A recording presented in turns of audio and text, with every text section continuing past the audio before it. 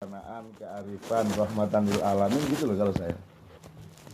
Maka saya tidak banyak berpendapat dan saya tidak mau berdebat. Mau aku apa berdebat? Aku yakin kalau uripku berdebat kalau awakmu lah. Kan Anda yang punya masalah dengan diri Anda sendiri silakan berdebat dengan diri Anda sendiri.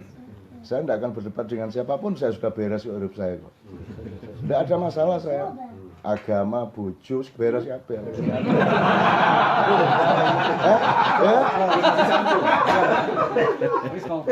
Masalahnya tinggal satu itu aja. Masalahnya tinggal orang kok mau dibodohi secara ilmiah tentang rokok. Cuman itu loh kalau masalah. Tapi itu nggak usah diterusin. Jadi yang belum clear cuma ini toh. Itu pun saya toleran loh. Itu pun saya tidak memaksakan diri. Saya tidak apa-apa kok. Saya tidak apa, tidak ngerokok juga tidak apa-apa. Cuman Anda jangan tidak jujur kepada rokok. Anda jangan tidak jujur kepada tembakau. Rekam. Anda jangan. Tapi ini juga tidak penting ya. Kenapa Anda mau ditipu oleh Bloomberg? Kenapa Anda menjadi korban dari pertentangan dagang antara perusahaan-perusahaan farmasi melawan perusahaan nikotin? Kenapa Anda pendapat Anda mengenai sehat tidaknya sesuatu itu berdasarkan kapitalis, tidak berdasarkan ilmu? Kenapa Anda tidak mau mengetahui, tidak mau mengakui bahwa rokok kretek itu urusannya bukan kuliner tapi medis? Jadi kalau saya merokok itu obat saya. Tandanya kalau saya tidak merokok, kalau begitu saya tidak merokok, Anda bisa lihat, oh Cak Nun mesti sedang sakit. Kalau saya merokok berarti sehat walafiat. Udah tahu nggak usah diperpanjang soalnya. Dan kita terusin soal tadabbur Mas. Tawaran saya begitu. Jadi kan kayak kita kumpul di sini. Ya terserah kon fakultas opo, terserah kon NU ta Muhammadiyah, tapi ketika kita kumpul, kita bikin apa-apa, outputnya itu teamwork, kejujuran, kebijaksanaan bersama kan begitu. Pokoknya kita hindarkan segala hal yang menciptakan friksi. Kalau di Indonesia Mas, friksi itu kalau di atas itu memang dibikin. Kalau di bawah itu karena tidak ada tadabbur. Jadi kalau di bawah kan misalnya ada masjid-masjid yang Anda kalau sholat di situ dipel. Kalau weweh ditumplek gitu loh Mas ya. Kenduran itu haram, tahlilan haram gitu-gitulah. Itu yang bikin orang bertengkar. Itu yang asli memang dari tafsir-tafsir Islam yang melahirkan perpecahan. Semua tafsir itu semua melahirkan perpecahan. 100%. 4 mazhab coba. Emang Syafi'i, Hanafi, Hambali, satunya tadi Maliki, emangnya dia pernah mau bikin mazhab? Yo tanya sama dia. Anda ke kuburan sana. Tanya, panjenengan riyen ndamel mazhab nang mboten? Ora aku. Aku iki meng ditakoni wong aku jawab. Kok terus dadekke mazhab? Kok terus dadekke aliran? Kok terus dadekke institusi? Kok jadi brand, jadi label? Mereka tidak punya niat seperti itu. Itu loh. Maka saya seluruh gerakan saya itu tak ancam, dadi aliran tak tahu nyuraimu kan. Pokoknya tidak boleh ada label, tidak boleh ada kultus, tidak boleh ada institusi yang di wilayah kita tidak boleh. Saya bikin ini kalau Anda orang NU supaya NU Anda lebih NU dan lebih Islam. Anda tetap NU ojo terus pindah ikut golongan saya bukan golongan. Saya ini ruang. Saya bukan perabot kan itu. Kira-kira Mas, terserah Anda sekarang bagaimana. Nek perasaku itu. Nah, kalau kita di Australia kok terkontaminasi oleh pertarungan yang enggak itu. Anda tahu nggak ISIS sudah enggak ada sekarang. ISIS ini sekarang di Timur Tengah udah enggak ada. Enggak tahu tuh Anda. Enggak tahu dari mana Anda akan tahu berita seperti itu. Enggak ada ISIS, sudah habis sekarang. Hari ini. Ayo piye carane kowe ngerti. Aku kowe percaya karo medsos, percaya karo media massa pekok kayak orang ngerti apa-apa ya. Beneran loh Mas. Padha pekoke. Loh, ini ISIS udah enggak ada Mas, sudah habis. Dihabisin sekarang. Cuman karena yang menghabisi ini bukan Amerika, bukan Inggris, bukan Saudi, tidak diberitakan. Itu loh Mas. Jadi orang boleh orang dimuat berbuat baik asal pro penguasa kan gitu Mas. Jadi kayak saya bikin maian kayak gitu ya, 40.000, 30.000, 20.000 terus menerus sampai pagi. Tidak pernah satu kata pun untuk keluar di media massa. Kan gitu. Meskipun aku juga gak paten rek, gak karena urusan aku gitu ya. Di YouTube keluar. Loh, YouTube terbongkar kan lah. Enggak, kalau YouTube itu memang oleh Allah dibikin untuk saya. Ya Allah menciptakan proses sehingga menjadi internet dan YouTube itu memang itu hadiah untuk saya. Karena saya kan keluar dari media massa tahun 98. Saya keluar dari Kompas, Tempo, semua TV semua saya tidak mau masuk. Sampai hari ini saya tidak mau. ILC memaksa saya tapi kan bolehnya rekaman tok. Tapi saya disuruh datang tidak akan mau. Jadi sejak tanggal 22 Mei 98 saya off dari semua media massa. Terus Tuhan kasih YouTube. Yes. Sekarang bangkrut media-media. Bangkrut.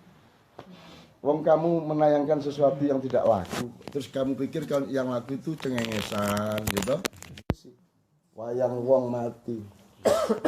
Semua mati, tidak ada lagi. Pelawak lo mati, Mas. Mana ada pelawak sekarang? Sing ono wong cengengesan.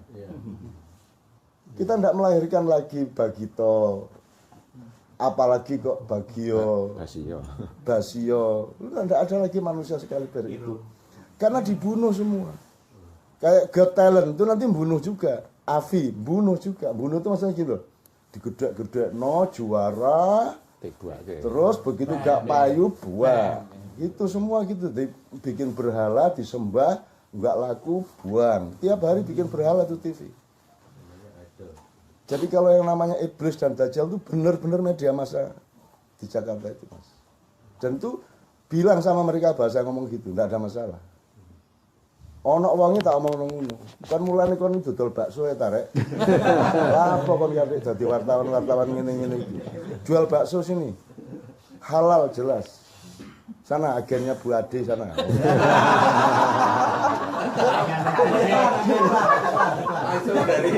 Langsung dari sponsor ya. Ya gitu Mas kira-kira ya. Monggo. Ini saya agak melebar ke media segala ya. Ayo silakan. Yang itu. Ya, tapi Cak Nun enggak terkait sama CNN kan itu. Belum tahu artinya Cak Nun. Cak Nun Network. Ada yang menafsirkan Cak Nun Najib. Suka-suka. Utangnya nih, cangkemmu menengah itu.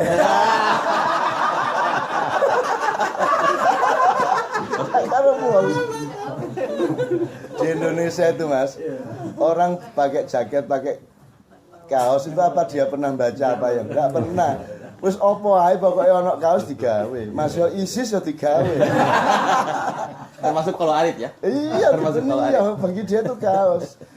Jadi hari pagi ini becak kaos PDIP, engko ternyata kudanan terus ganti kaos P3 ya gak masalah.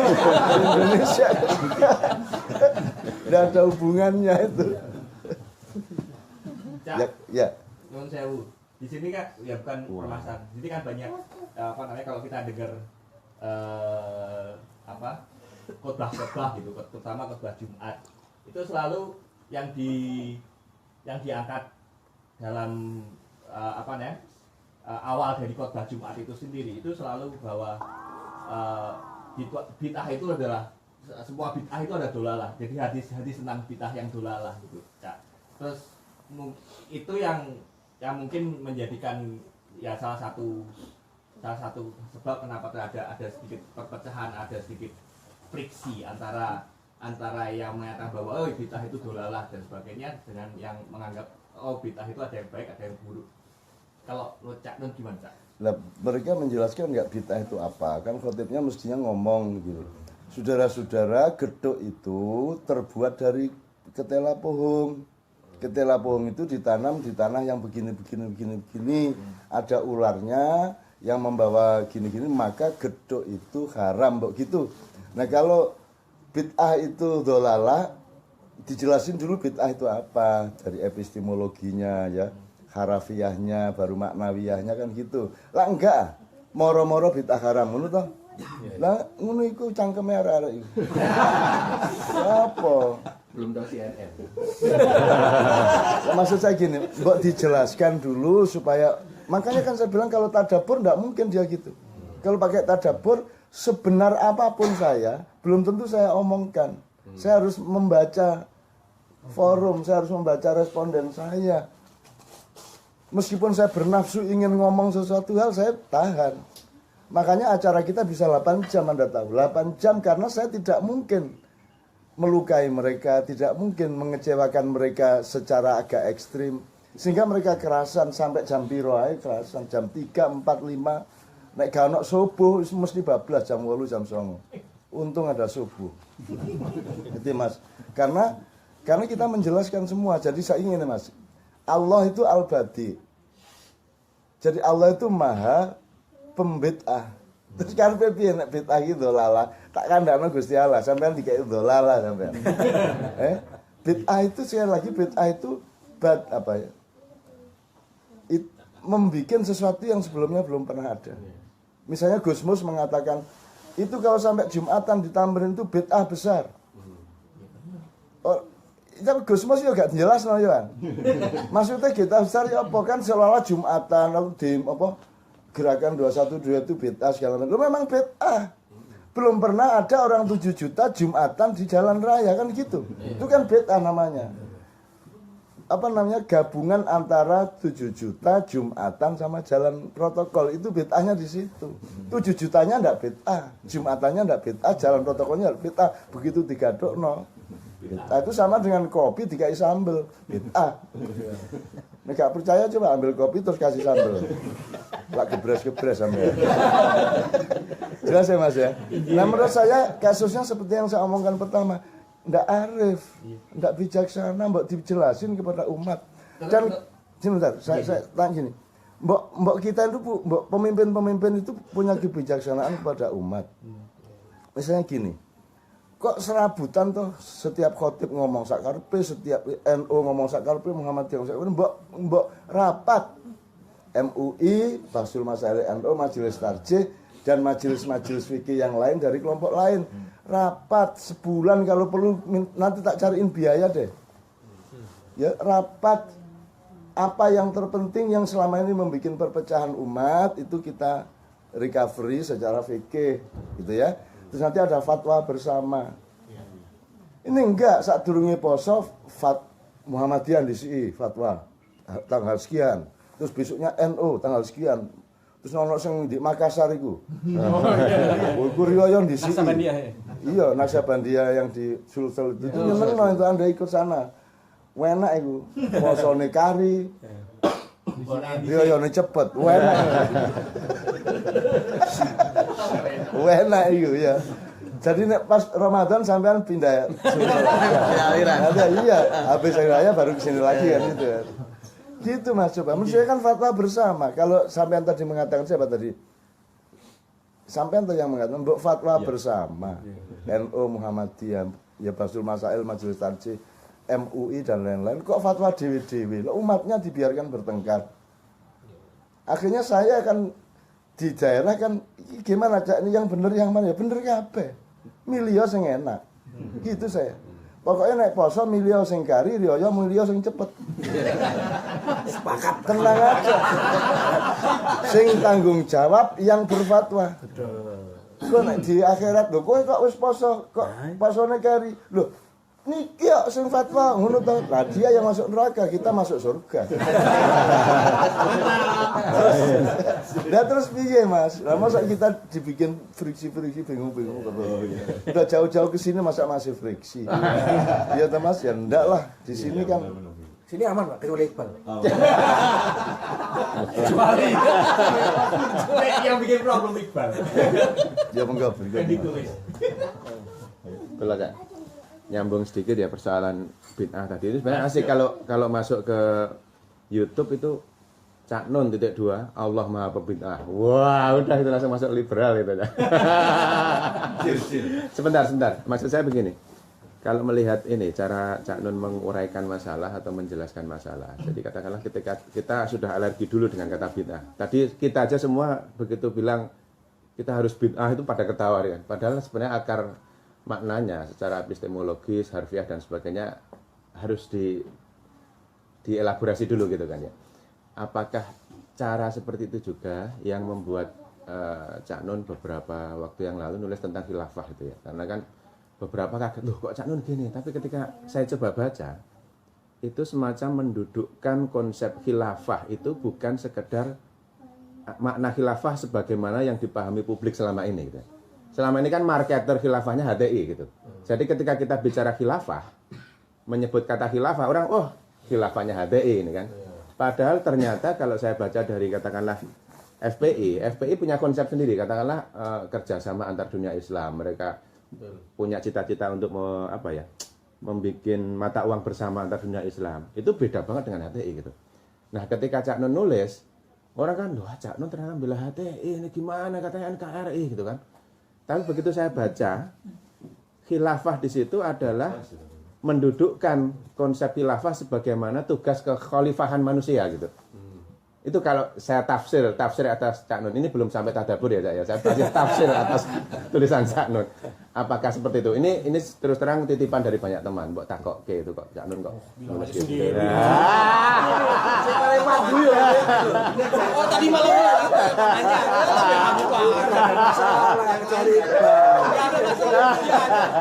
Ini biar masalah nih. Sebagai tulisan ini. Sebagai intel berbayar. Bangga Cak. 4 juta Mas. Bukan soal kita tuh enggak. Menurut saya kita itu kuliahnya salah, cara nyari ilmunya salah. Menurut saya gitu loh. Jadi kita tuh ketika mendapatkan rasa manis itu kita punya kesimpulan yang salah mengenai hulu hilirnya rasa manis. Dan apalagi khilafah, wong saiki legi ya gak ro. Sekarang Anda itu membedakan wajah sama cantik aja enggak bisa mengurai kok. Air sama ombak itu aja nggak bisa kok. Airnya bisa Anda ambil, ombaknya nggak bisa. Misalnya gitu ya. Itu sing paling gampang nih gak dadi. Wong sak dunya loh Mas. Maka saya tuh ketawa-ketawa iki gak iso diandalkan menungso di dunia iki. Wis taek kabeh. Jadi sekarang kalau saya mau jawab dia ya.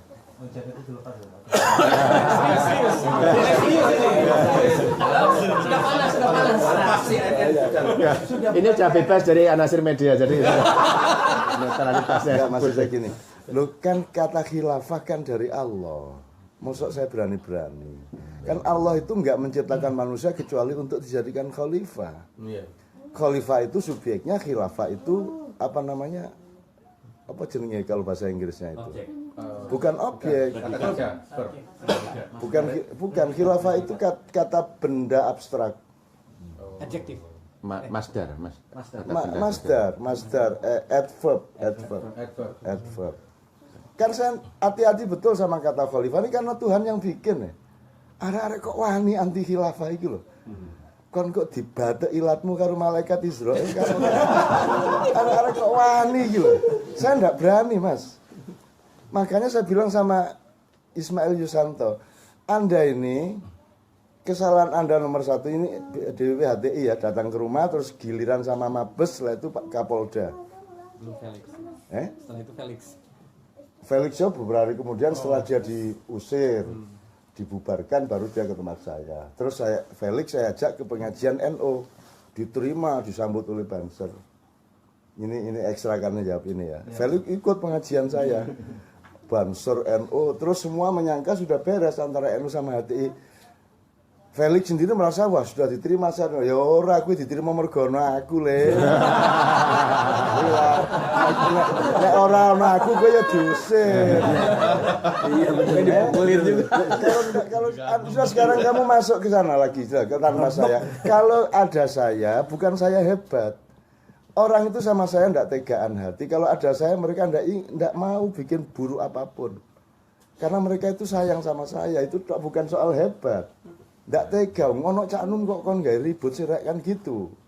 Gitu loh. Jadi si Felix ini mulia di situ. Terus pulang juga diantar, makan bareng sama rombongannya. Dan dia ikut pengajian juga gitu kan. Terus dia pikir sudah beres HTI sama ya turun kayak iku mergo ono aku. Nek gak percaya runu meneh kon lak karo. Ya. Oke ya, tak terusin khilaf. Jadi gini Mas, saya itu berani ngomong epistemologi karena saya punya marja. Ya saya karena nyuwun sewu di dunia ini urusan bahasa Arab itu ada majelisnya, namanya Majelis Umana. Majelis Umana itu adalah 9 orang yang jadi ada majelis beranggotakan 9 orang di bawah kerajaan Arab Saudi, tapi internasional skalanya, yaitu menjaga bahasa Arab seluruh dunia. 6 orang itu dari negara-negara Timur Tengah, Arab, Mesir, Syria, gitu-gitu ya, Yaman. Terus yang 3 orang itu dari Afrika, Eropa, dan Asia. Yang dari Asia itu kita. Yang dari Asia itu anggota Majelis Umana itu kebetulan kakak saya. Jadi orang nomor 1 di Asia bahasa Arab itu kakak saya kebetulan. Jadi saya kalau ngomong bahasa Arab aku wani yo, aku duwe sumbernya yo. Gitu loh. Dan semua yang saya omongkan di tulisan khilafah itu kan tidak mungkin tidak saya ajukan kepada kakak saya toh. Secara kebahasaan, secara apa tafsir, secara apa konstelasi apa segala macam mesti tak rekonfirmasikan. Oke, jadi saya kalau masuk ke khilafah. Bedanya HTI sama saya bilang sama Ismail Yusanto dan teman-teman. Kalau Anda itu khilafah itu sudah prasmanan makanan. Pokoknya mejanya harus gini, nasinya harus gini, sayurnya harus ini gitu loh, sudah jadi.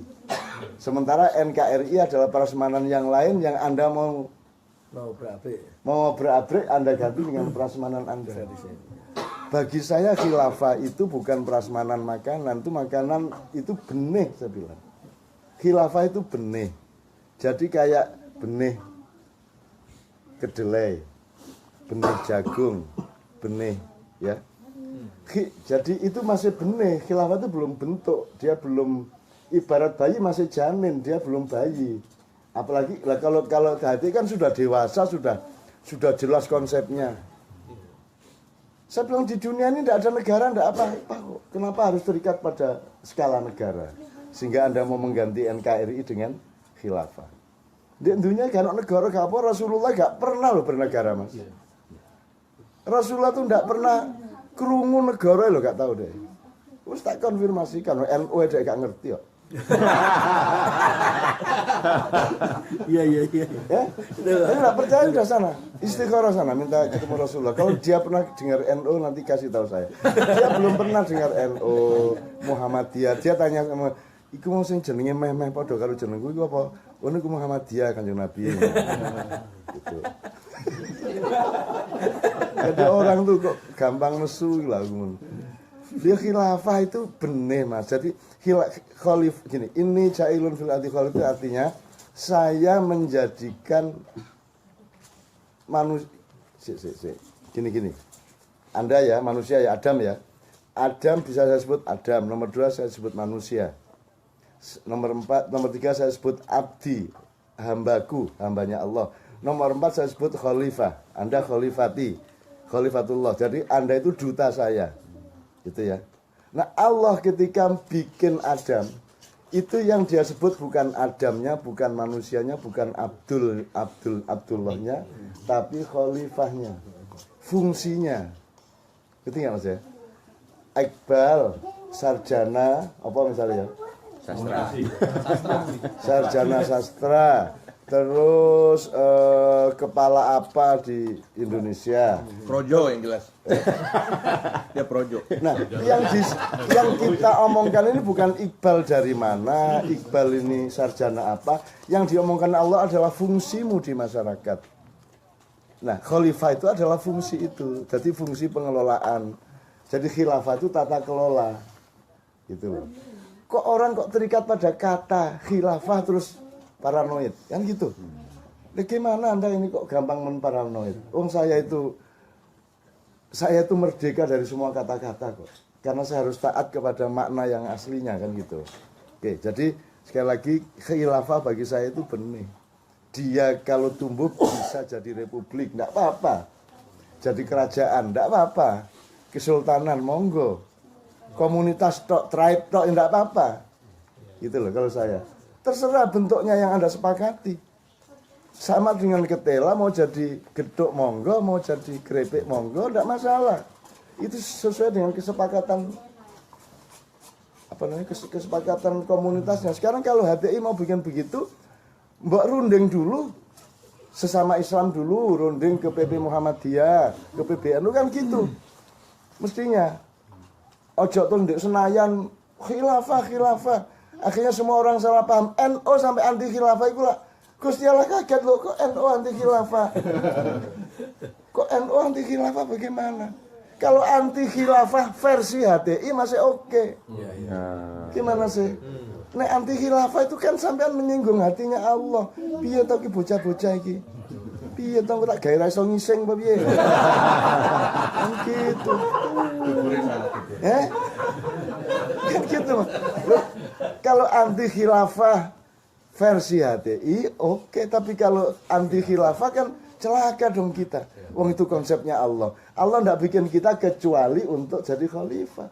Maka bekal kita adalah khilafah, tugas kita adalah khilafah. Masa gitu aja enggak bisa memahami coba. Masa cuma saya bilang khilafah NKRI, terus teman-teman ngomong, "Cak Nun kok pro HTI?" Ya apa sih? Aku iki mek nyeret wedhus kok anggap wedhus sih lah. Aku mlebu kandang PT ono Cak Nun kloro saiki lho. Bagaimana nih kaum intelektual modern ini? Bagaimana sih? Kenapa semua kok enggak punya ketangguhan intelektual, enggak punya koridor ilmu gitu loh. Makanya sama setan pada takut. Makanya kalau ngimami, ayo dirapatkan softnya supaya tidak diisi setan. Setan yang guyu. Loh, saya enggak butuh soft. Aku sudah di dalam hatimu kok. Nek aku ngimami Mas, makanya aku mau ngimami loh Mas sampai hari ini. So nek aku ngimami, ayo setan sing ngerti sembahyang musisan gini. Ayo setan iblis dajjal kalau mau ikut sholat sekalian sini. Gitu kalau saya. Enggak terus dirapatkan softnya. Kok rapetnya nih terus kon sujudmu piye, rukuk malah susah. Mestinya renggang dong. Kan gitu Mas. Waktu tahiyat akhir kan butuh ruang untuk 1,3 1,4. Kok malah disuruh rapet iki loh.